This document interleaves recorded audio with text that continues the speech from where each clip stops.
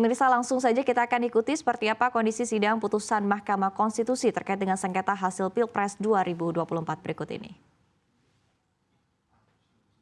Presiden dan Wakil Presiden Republik Indonesia Prabowo Subianto dan Gibran Raka Buming Raka pada pemilihan umum tahun 2024 selanjutnya disingkat Tim Pembela Prabowo Gibran yang beralamat di Sekretariat Tim Kampanye Nasional atau TKN Prabowo Gibran Jalan Letnan Jenderal S. Parman, Kapling 78, Selipi, Jakarta Barat, baik sendiri maupun bersama-sama, bertindak untuk dan atas nama pemberi kuasa. Selanjutnya disebut sebagai pihak terkait. Membaca permohonan pemohon, mendengar keterangan pemohon, membaca dan mendengar jawaban termohon, membaca dan mendengar keterangan pihak terkait, membaca dan mendengar keterangan Badan Pengawas Pemilihan Umum atau Bawaslu, membaca dan mendengar keterangan ahli pemohon, termohon, pihak terkait, dan Bawaslu, mendengar keterangan saksi pemohon, termohon, pihak terkait, dan Bawaslu, membaca dan mendengar keterangan Menteri Koordinator Bidang Pembangunan Manusia dan Kebudayaan Republik Indonesia, Menteri Koordinator Bidang Perekonomian Republik Indonesia, Menteri Keuangan Republik Indonesia, dan Menteri Sosial Republik Indonesia. Membaca dan mendengar keterangan Dewan Kehormatan Penyelenggara Pemilu atau DKPP, membaca kesimpulan pemohon, termohon, pihak terkait, dan Bawaslu, membaca keterangan amicus curiae dari petisi Brawijaya, Barisan Kebenaran untuk Demokrasi, Tim Pembela Demokrasi Indonesia PTDI, dan Pergerakan Advokat Nusantara atau Perkat Nusantara, Aliansi Akademisi dan Masyarakat Sipil, Tonggak Persatuan Gerakan Umum Nusantara atau TOPGAN, Pusat Kajian Hukum dan Keadilan Center for Law and Social Justice, Fakultas Hukum Universitas Gadjah Mada, Panji R. Hadinoto, M. Busro Mukodas, dan kawan-kawan, Dewan Mahasiswa Justisia Fakultas Hukum Universitas Gadjah Mada, Badan Eksekutif Mahasiswa Fakultas Hukum Universitas Pajajaran, Badan Eksekutif Mahasiswa Fakultas Hukum Universitas Diponegoro, dan Badan Eksekutif Mahasiswa Fakultas Hukum Universitas Erlangga, Megawati Soekarno Putri, dan Hasto Kristianto,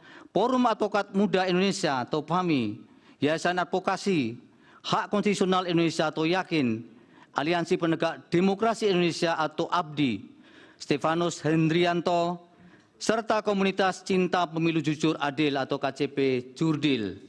Memeriksa alat bukti pemohon, termohon, pihak terkait, dan Badan Pengawas Pemilihan Umum, duduk perkara dan seterusnya dianggap dibacakan. Pertimbangan hukum, kewenangan mahkamah dalam eksepsi. Menimbang bahwa termohon dan pihak terkait mengajukan eksepsi berkenaan dengan kewenangan mahkamah, selanjutnya dianggap diucapkan bahwa terhadap eksepsi termohon dan eksepsi pihak terkait tersebut, mahkamah mempertimbangkan sebagai berikut. Secara konstitusional, norma pasal 22E ayat 6 Undang-Undang Dasar 1945 menyatakan ketentuan lebih lanjut tentang pemilihan umum diatur dengan undang-undang.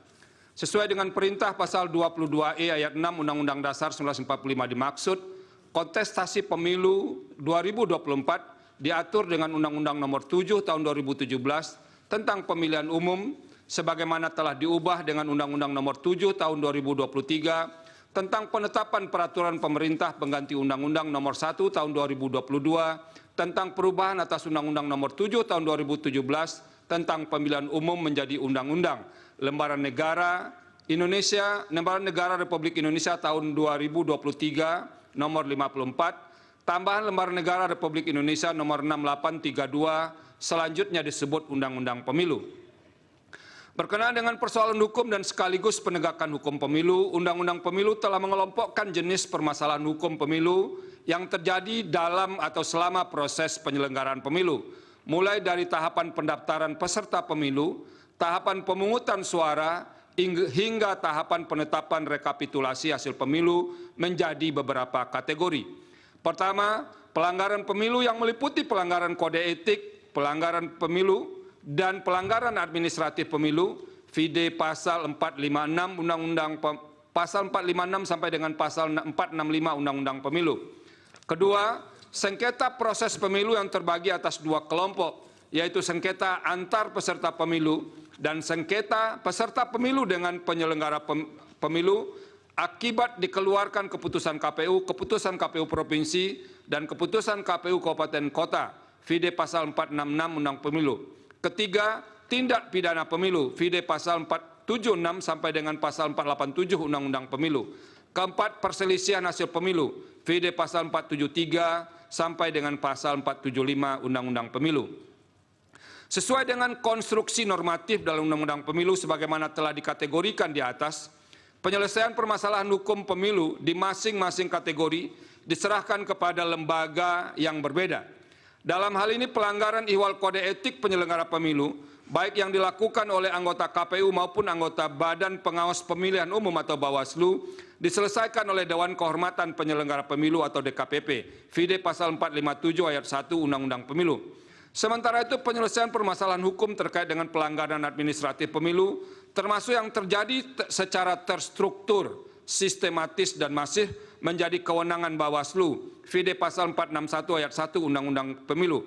Demikian juga dengan sengketa proses pemilu menjadi wewenang Bawaslu, pasal 468 ayat 1 Undang-Undang Pemilu.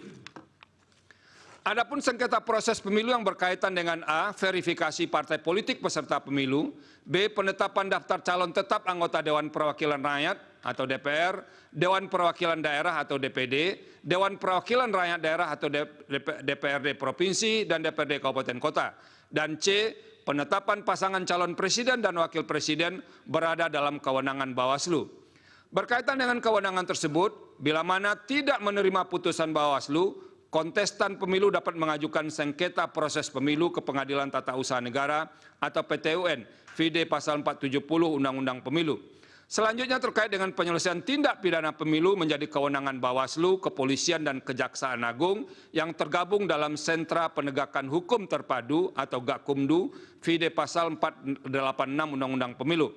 Terakhir, penyelesaian perselisihan antara KPU dengan peserta pemilu mengenai penetapan perolehan suara hasil pemilu anggota DPR, DPD, dan DPRD secara nasional, dan penetapan perolehan suara hasil pemilu presiden dan wakil presiden menjadi kewenangan Mahkamah Konstitusi, Vide pasal 474 dan pasal 475 Undang-Undang Pemilu.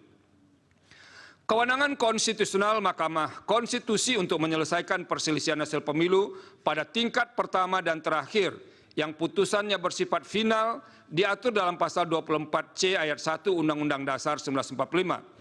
Selain itu, kewenangan Mahkamah Konstitusi juga diatur dalam Undang-Undang Pemilu sebagaimana disebutkan di atas dan juga berdasarkan pasal 10 ayat 1 huruf D Undang-Undang Nomor 24 Tahun 2003 tentang Mahkamah Konstitusi sebagaimana telah diubah terakhir dengan Undang-Undang Nomor 7 Tahun 2020 tentang perubahan ketiga atas Undang-Undang Nomor 24 Tahun 2003 tentang Mahkamah Konstitusi, Lembaran Negara Republik Indonesia tahun 2020 Nomor 216, tambahan Lembaran Negara Republik Indonesia Nomor 6554, selanjutnya disebut Undang-Undang MK.